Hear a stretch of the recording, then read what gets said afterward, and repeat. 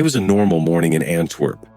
People were going to work, trains were arriving, cafes were opening their doors, and in the heart of the city, business was already beginning.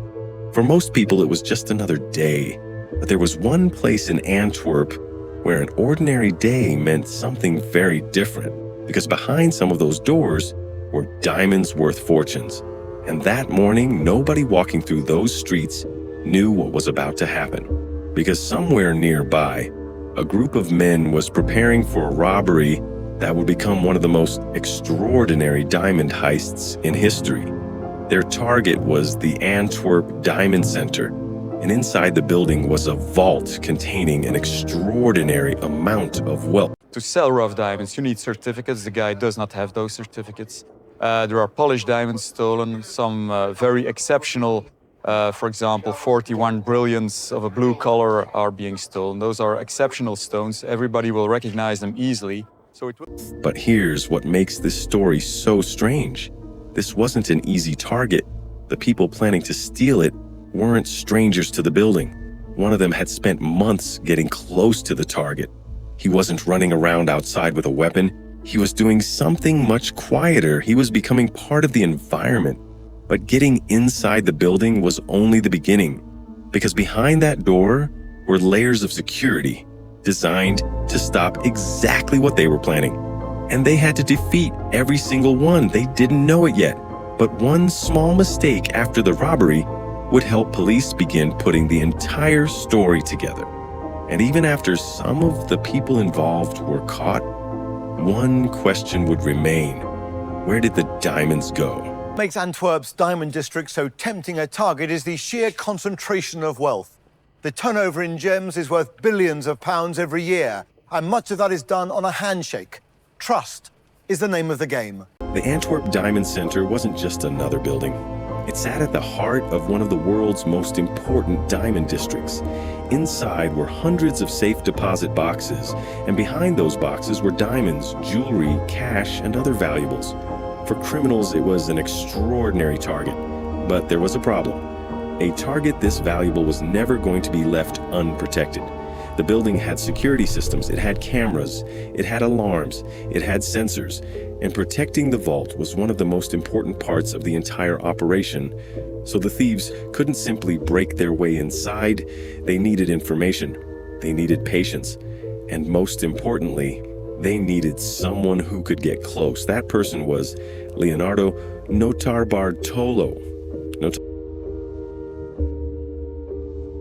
Bartolo had rented an office inside the Diamond Center, and that detail would later become one of the most important parts of the entire investigation, because an office inside the building meant something very different from watching the building from across the street.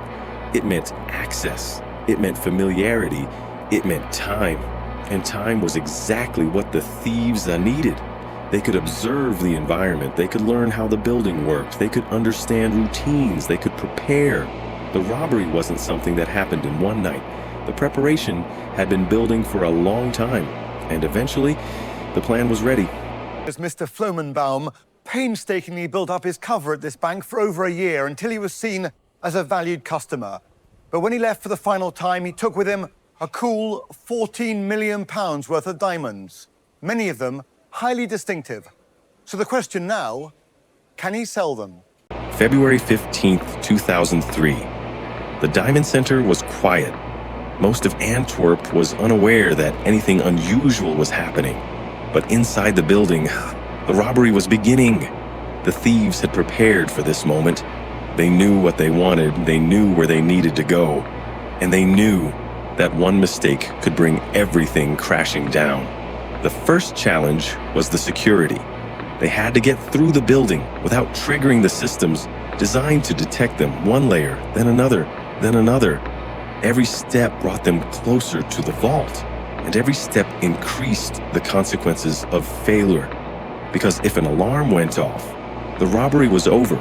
If someone discovered them, the robbery was over. If they couldn't open the vault, the robbery was over. There was no room for improvisation. Then they reached the vault, the door standing between them and a fortune. For months, they had prepared for this moment. Now everything depended on whether their preparation had been enough. And somehow, they got through. The vault opened, and suddenly, the impossible was sitting in front of them. Diamonds, jewelry, cash, valuables worth an enormous amount of money. But there was another problem. They couldn't take everything. They had to choose. What was valuable? What could they carry? What could they take without slowing themselves down? So they began collecting box after box, piece after piece, a fortune disappearing into bags, and all the while, the clock was moving because the robbery wasn't finished. They still had to get out.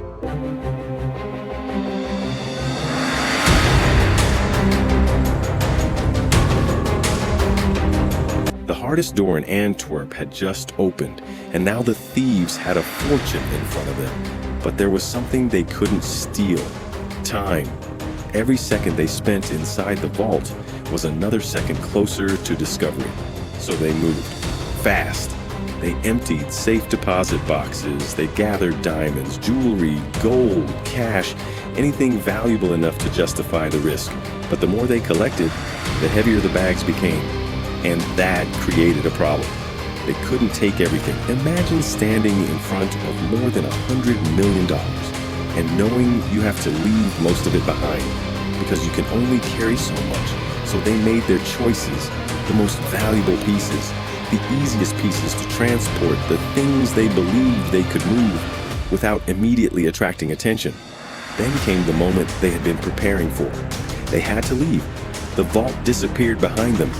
The building looked normal again. No explosion, no broken windows, no obvious sign that anything had happened. And that was exactly what they wanted.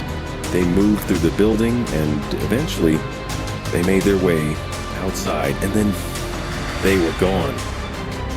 At least for the moment. But here's something important. A perfect robbery isn't a robbery where nobody knows who you are. It's a robbery where nobody realizes a robbery has happened. And for a short time, that's exactly what happened. The thieves had done it. They had entered the building. They had defeated the security. They had opened the vault. They had taken a fortune. And they had escaped. It should have been the perfect crime, except it wasn't.